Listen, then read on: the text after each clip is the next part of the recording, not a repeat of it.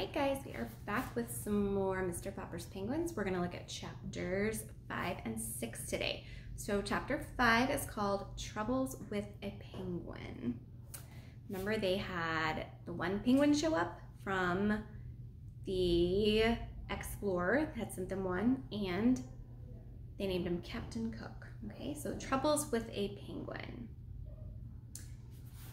The next day was quite eventful at 432 Proudfoot Avenue. First there was a serviceman, and then the policeman, and then the trouble about the license. Captain Cook was in the children's room watching Janie and Bill put together a jigsaw puzzle on the floor. He was very good about not disturbing the pieces after Bill had spanked him for eating one. He did not hear the refrigerator serviceman come to the back door. Mr. Popper had gone marketing for canned shrimps for the penguins, so that Mr. Popper was alone in the kitchen to explain to the serviceman what he wanted done to the refrigerator. The serviceman put his tool bag down on the kitchen floor, looked at the refrigerator, and then at Mr. Popper, who is, to tell you the truth, had not shaved yet, and he was not very tidy. "Mister," he said, "you don't need no ventilating holes in that there door." "It's my icebox, and I want some holes bored into the door," said Mr. Popper. They argued about it for quite a while. Mr. Popper knew that to get this serviceman to do what he wanted, all he had to do was explain that he was going to keep a live penguin in an icebox, and that he wanted his pet to have plenty of fresh air, even though the door was closed all night. He felt a little stubborn about explaining, however. He didn't want to discuss Captain Cook with his unsympathetic serviceman, who was already staring at Mr. Popper as if he thought Mr. Popper was not quite right in the head. "Come on, do what I said," Mr. Popper. "I'm paying you for it." "With what?" asked the serviceman. Mr. Popper gave him a $5 bill. It made him a little sad to think how many beans it would have bought for Mrs. Popper and the children. The serviceman had examined the bill carefully, as if he didn't trust Mr. Popper too much. But at last he put it in his pocket, took a drill from his tool bag, and made 5 small holes in a neat pattern on the refrigerator door. "Now," said Mr. Popper, "don't get up, wait a minute, there's one more thing."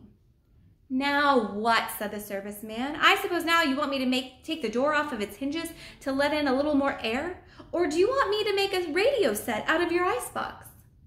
"Don't get funny now," Mr. Popper said indignantly.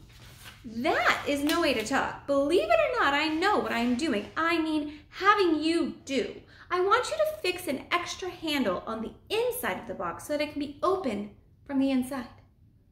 "That," said the serviceman, "is a fine idea. You want an extra handle on the inside. Sure. He picked up his handle bag.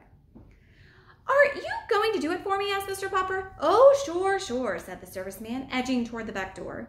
Mr. Popper saw that for all his words of agreement, the serviceman had no intention of putting an inside handle on. "I thought you were a serviceman," he said. "I am. That's the first sensible thing that you have said today." "You are fine serviceman. You are not a fine serviceman if you don't know how to put an extra handle on the inside of a door." "Oh, I don't I?" "Don't think I don't know how. As far as that goes, I've even put a spare handle in my tool bag and plenty of screws. You needn't think I know how to do it if I wanted to." Mr. Popper silently reached into his pocket and gave the serviceman his last $5 bill. He was pretty sure that Mr. Popper would be annoyed at him for spending all that money, but it could not be helped. "Mister," said the serviceman, "you win. I'll fix your extra handle, and while I'm doing it, you sit down on that chair over there facing me where I can keep an eye on you." "Fair enough," Mr. Popper said, sitting down. The serviceman was still on the floor, putting in the final screws that held the new handle in place when the penguin came out into the kitchen on his silent pink feet. Surprised at seeing the strange man sitting on the floor, Captain Cook quietly walked over and began to peck him curiously. And the serviceman was even more surprised than Captain Cook. "Work!" said the penguin. Or perhaps it was the serviceman. Mr. Popper was not sure what had just happened when he picked himself up and his chair a moment later. There had been a shower of flying tools, a violent slamming of the door, and the serviceman was gone. These sudden noises, of course, brought the children running. Mr. Popper showed them how the refrigerator was now all remodeled for the penguin. He showed Captain Cook, too, by shutting him inside of it. The penguin at once noticed the shiny new handle inside and bit it with his unusual curiosity. And the door opened, and Captain Cook jumped out. Mr. Popper promptly put Captain Cook back inside and shut the door again to be sure that the penguin learned his lesson. Before long, Captain Cook became quite skillful at getting out and was ready to be taught how to get in when the door was shut. By the time the policeman came to the back door, Captain Cook was going in and out of the refrigerator as easily as if he had lived in one all of his life. There goes the serviceman out the door, and Captain Cook checking him out. And now we are at Chapter 6, More Troubles. The children were the first to notice the policeman. "Look, Papa," said Bill, "there's a policeman at the back door. Is he going to arrest you?" "Cork," said Captain Cook, walking with dignity to the door and trying to poke his beak through the screen. "Is this 432 Proudfoot Avenue?" "It is," answered Mr. Popper. "Well, I guess this is the place all right," said the policeman and pointed to Captain Cook. "Is that thing yours?" "Yes, it is," said Mr. Popper proudly. "And what do you do for a living?" asked the policeman sternly. "Papa is an artist," said Janie. "He's always getting paint and calcimine all over his clothes," said Bill. "I'm a house painter, a decorator," said Mr. Popper. "Won't you come in?" "I won't," said the policeman, "unless I have to." "Ha!" said Bill. "The policeman is afraid of Captain Cook." "Go!" said the penguin, opening his red beak wide as if he wanted to laugh at the policeman. "Can it talk?" asked the policeman. "What is it? Is it a giant parrot?" "It's a penguin," said Janie. "We keep it for a pet." "Well, if it's only a bird," said the policeman, lifting his cap to scratch his head in a puzzled sort of way. "From the way that fellow with the tool bag yelled at me outside, I thought there was a lion loose in here." "Mama says Papa's hair looks like a lion's mane sometimes," said Bill. "Keep still, Bill," said Janie. "The policeman doesn't care how Papa's hair looks." The policeman now scratched his chin. "If it's only a bird, I suppose it will be okay if you keep him in a cage." "We keep him in an icebox," said Bill. "You can put it in the icebox for all I care, but what kind of bird did you say that it was?"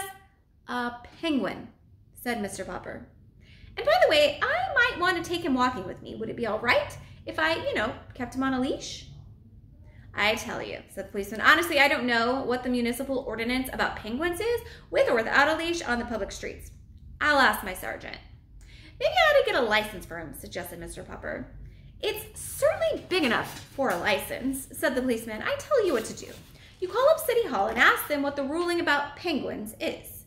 And good luck to you, Popper. He's kind of a cute little fellow at that. Looks almost human. Good day to you, Popper, and good day to you, Mr. Penguin." When Mr. Popper telephoned City Hall to see about a license for Captain Cook, the penguin did his best to disconnect the telephone by biting the green cord. Perhaps he thought it was some kind of new eel. But just then, Mr. Popper came back from the market and opened a can of shrimp, so that Mr. Popper was soon left alone at the telephone. Even so, he found it was not easy to learn whether or not he must get a license for his very strange pet. Every time he would explain what he wanted, he would be told he would have to wait a minute. And much later, a new voice would ask him what he wanted. This went on for some considerable time. At last, a new voice seemed to take a little interest in the case. Pleased with his friendly voice, Mr. Popper began to tell them about Captain Cook. "Is he an army captain, a police captain, or a navy captain?" He is not," said Mr. Popper. "He's a penguin." "Will you repeat that, please?" said the voice. Mr. Popper repeated it. The voice suggested that perhaps he had better spell it. "Penguin, said Mr. Popper. "Penguin." "Oh," said the voice, "you mean that Captain Cook's first name is Benjamin?" "No, not Benjamin. Penguin. It's a bird," said Mr. Popper. "Do you mean," said the phone in his ear, "that Captain Cook wishes a license to shoot birds?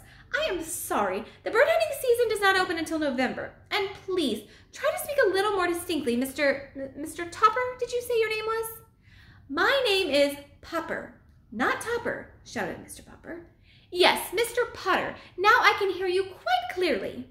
"Then listen," roared Mr. Popper, now completely outraged. "If you folks at City Hall don't even know what penguins are, I guess you haven't any rules saying they have to be licensed. I will do without a license for Captain Cook."